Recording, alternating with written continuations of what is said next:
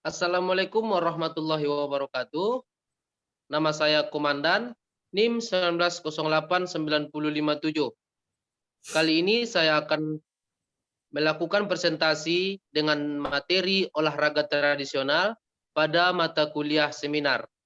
Dosen pengampu yang pertama Bapak Hadi Ferry Fajri, SMI MPD. Yang kedua Bapak Septri SSI MPD.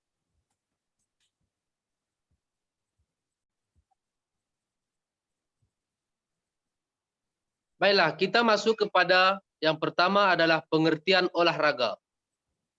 Olahraga adalah suatu aktivitas yang melibatkan pengarahan tenaga fisik dan pikiran yang dilakukan untuk melatih tubuh manusia, baik itu secara jasmani maupun secara rohani.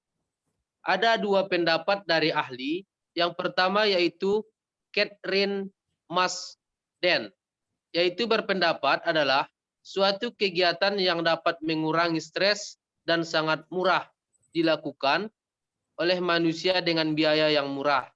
Yang kedua yaitu Suryanto Rukmono. Menurut Suryanto Rukmono, pengertian olahraga merupakan suatu kegiatan melatih tubuh manusia agar lebih sehat dan kuat, baik itu jasmani maupun dari segi rohani. Masuk kepada macam-macam pembagian dari olahraga.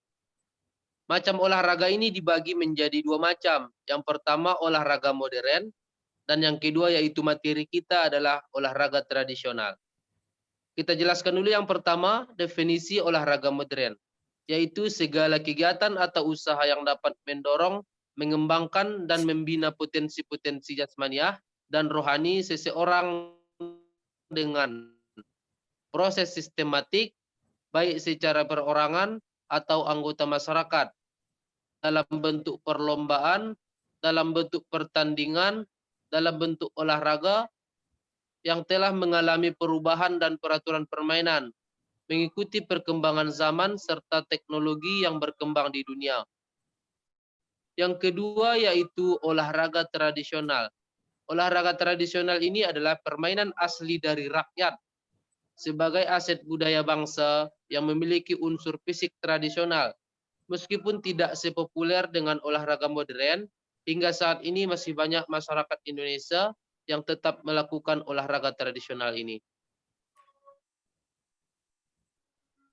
Kita masuk kepada tujuan dan manfaat dari olahraga tradisional. Tujuan olahraga tradisional itu sendiri merupakan Tujuan dari olahraga ini merupakan suatu yang memberikan prospek baik kepada seseorang yang melakukan olahraga tersebut. Baik itu penting bagi anak-anak di bawah usia 10 tahun, terlebih dengan ketelitian dari sang anak secara tidak langsung akan terlatih. Sehingga anak menjadi lebih jeli dalam melihat peluang dan berkesempatan dalam sebuah usaha ataupun memberikan peluang lainnya. Sedangkan manfaat dari olahraga tradisional itu dibagi atas 5 macam. Yang pertama, mengajarkan rasa solidaritas. Yang kedua, meningkatkan keterampilan hidup. Yang ketiga, mengajarkan kerja sama tim. Yang keempat, yaitu membudayakan permainan nenek moyang. Dan yang kelima, yaitu meningkatkan jiwa bermain pada anak usia dini.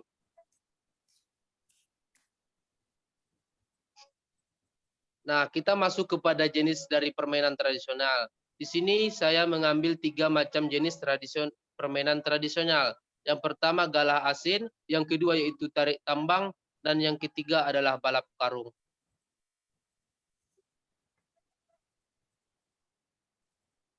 Masuk kepada permainan yang pertama, yaitu galah asin.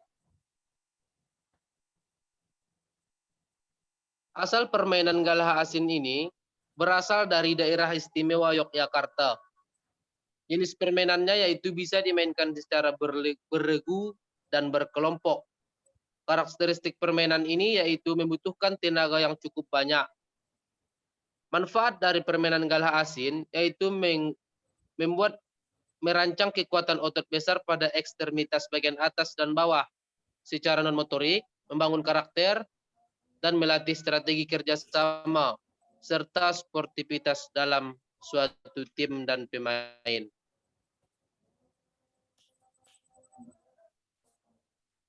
Sejarah dari permainan galah asin. Permainan ini diceritakan bahwa ketika dahulu ada sekelompok prajurit mempunyai permainan yang bernama sodoran. Permainan tersebut yaitu menggunakan tombak dan tanpa ujung tombak yang tajam. Para prajurit menciptakan permainan itu dengan maksud melatih keterampilan dalam perang. Dari sanalah permainan gobak sodor atau galah asin pun mulai berkembang hingga seperti sekarang ini.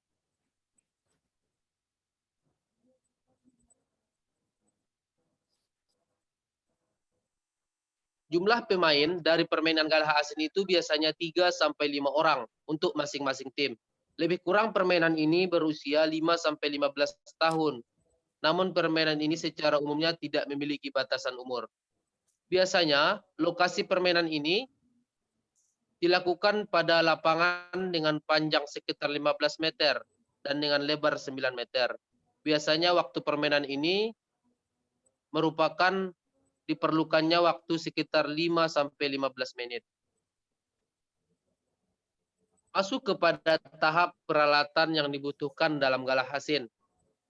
Galah asin merupakan permainan tradisional yang harus membutuhkan kapur tulis atau pecahan batu bata sebagai pembuat garis dalam lapangan permainan.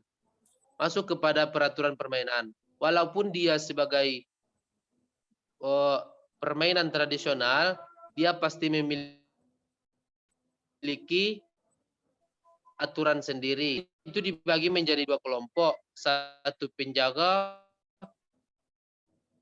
bertugas menghadap ke garis terakhir secara bolak-balik. Secara lengkap melakukan proses bolak-balik dengan area lapangan ditentukan.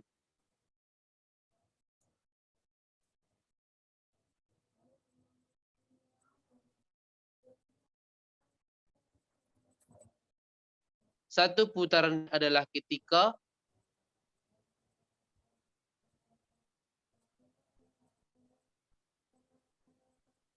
gambar permainan galah asin.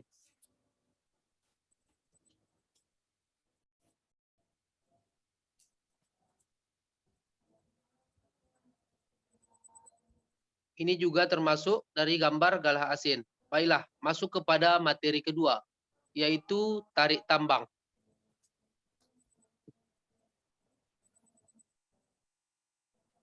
Permainan tarik tambang, yaitu asal permainan. Tarik tambang berasal dari masyarakat Pulau Jawa. Jenis permainan, yaitu permainan yang dilakukan secara beregu atau berkelompok. Karakteristik permainan ini yaitu membutuhkan tenaga yang cukup banyak. Umumnya tarik tambang itu dilakukan oleh anak laki-laki. Manfaat dari tarik tambang secara motorik, melatih kekuatan kelincahan, daya tahan, keseimbangan, kekuatan otot, termasuk otot besar dan ekstremitas bagian atas dan bawah. Secara non-motorik, melatih strategi, bersosialisasi, melatih keterampilan dan kepemimpinan dalam suatu tim. Nah, sejarah dari permainan tarik tambang. Di Indonesia, tarik tambang dijadikan sebagai simbol perjuangan terhadap Belanda. Sebab pada masa penjajahan, banyak orang Indonesia yang dipaksa bekerja kasar atau dijadikan kuli dengan menggunakan tali tambang untuk memindahkan batu, memindahkan pasir, dan berbagai benda berat lainnya. Karena kurangnya hiburan tersebut, ide dari para penjajah untuk menjadikan tarik tambang sebagai ajang adu kuat antar rakyat yang dijajahnya. Sehingga Indonesia merdeka, tarik tambang kemudian dijadikan sebagai sebuah olahraga yang diperlombakan.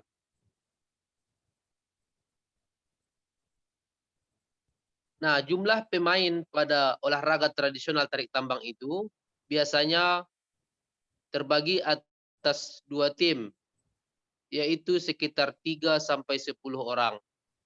Usia dari permainan ini lebih kurang 7-20 tahun. Namun pada permainan ini secara umum tidak memiliki batasan umur.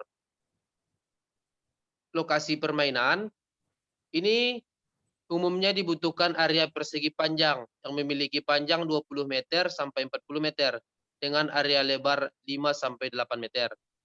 Waktu permainan itu biasanya diperlukan waktu sekitar 2-10 menit, tergantung seberapa kuat tingkatan kerjasama dan seberapa kuat keseimbangan sebuah tim. Peralatan yang dibutuhkan dalam permainan tarik tambang, contohnya dalam permainan ini dibutuhkan tali yang cukup kuat sebagai media penghubung antara tim dengan pemain lainnya. Dibutuhkan juga kapur untuk membuat sebuah garis tengah sebagai pembatas area lawan. Aturan permainan ini. Permainan tarik tambang juga memiliki peraturan. Sebelum memulai permainan, tangan kanan dan kiri para pemain memegang tali tambang dengan erat. Posisi kaki membentuk kuda-kuda, dan pada saat menarik tali tambang, masing-masing regu harus bersama-sama mengeluarkan tenaga yang kuat agar tidak kalah. Regu yang berhasil menarik dan membawa sampai melewati batas garis dinyatakan kalah. Pemain ini hanya dapat dilakukan secara beregu. Dibutuhkan kerjasama yang saling menghargai sesama anggota beregu agar dapat meraih kemenangan selama permainan tarik tambang dilaksanakan. Nah, ini sebagai contoh dari permainan tarik tambang.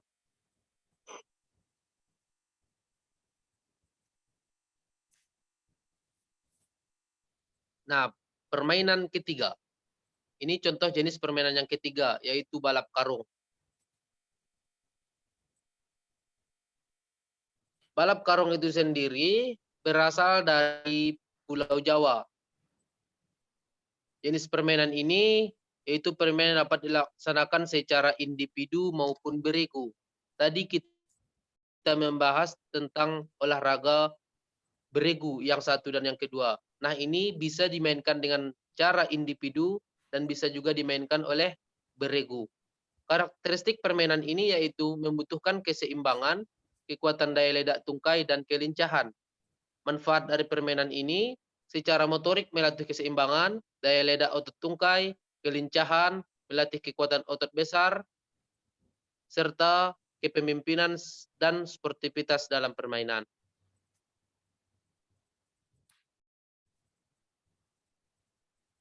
Sejarah dari permainan balap karung. Balap karung ini dilaksanakan untuk memperingati bagaimana kerja keras dan ekonomi lemah ketika masa penjajahan dahulu. Karung adalah satu-satunya barang yang bisa dimanfaatkan bagi sebagian besar warga Indonesia yang kurang mampu untuk dijadikan pakaian penutup badan.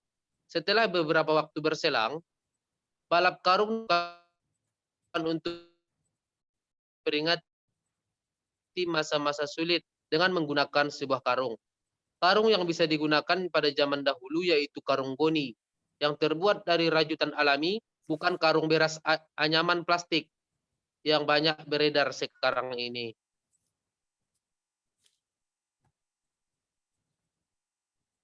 Jumlah pemain dari pemain balap karung ini, apabila ia melakukan secara individu, yaitu dengan sendiri. Apabila dilakukan beregu, sekitar 3-8 orang masing-masing dalam satu tim. Permainan ini biasanya dilakukan oleh anak-anak, remaja, dewasa, hingga para orang tua, baik laki-laki maupun perempuan, biasanya dikelompokkan berdasarkan tingkatan umur dan jenis kelamin. Lokasi permainan ini, permainan balap karung, tidak membutuhkan tempat atau lapangan yang sangat luas. Ia dapat dimainkan di mana saja asalkan di atas tanah. Jadi dapat juga dilaksanakan di pekarangan rumah atau di tanah lapang. Waktu permainan, dalam memainkan permainan balap karung, diperlukan waktu sekitar 2-10 menit, tergantung seberapa kuat strategi dan seberapa kuat tingkat kerja sama antar tim dan seberapa lincah tim tersebut. Peralatan. kita masuk kepada materi peralatan dari olahraga balap karung. Balap karung tentunya yang pertama yang dibutuhkan yaitu karung goni dan dibutuhkan kapur atau alat tulis, pencacah, batu bata, fluid untuk aba-aba. Dan alat yang paling penting yaitu karung goni. Aturan dari permainan balap karung. Aturan dari permainan ini tergolong mudah, yaitu seseorang harus melompat memakai karung dari garis semula, dari garis start menuju ujung lintasan, dan kembali lagi kepada garis start. Apabila pemain dilakukan secara berkelompok, ketika pemain telah sampai ke garis start, maka ia akan digantikan pemain lain, atau dalam bentuk beregu. Regu yang berhasil mencapai garis start atau finish dengan catatan waktu tercepat dinyatakan sebagai pemenang.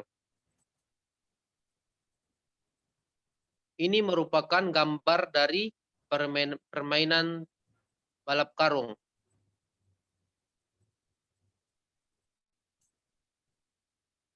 Nah, itulah materi yang saya sampaikan tentang permainan tradisional. Untuk saat ini, permainan tradisional masih sering dilakukan di desa-desa, kampung, dan tidak menghiraukan permainan modern. Walaupun itu permainan tradisional, itu tetap saja dimainkan oleh anak-anak, remaja, tua, dan umur lainnya. Mungkin sekian yang dapat saya sampaikan. Mohon maaf apabila ada kesalahan. Terima kasih. Assalamualaikum warahmatullahi wabarakatuh.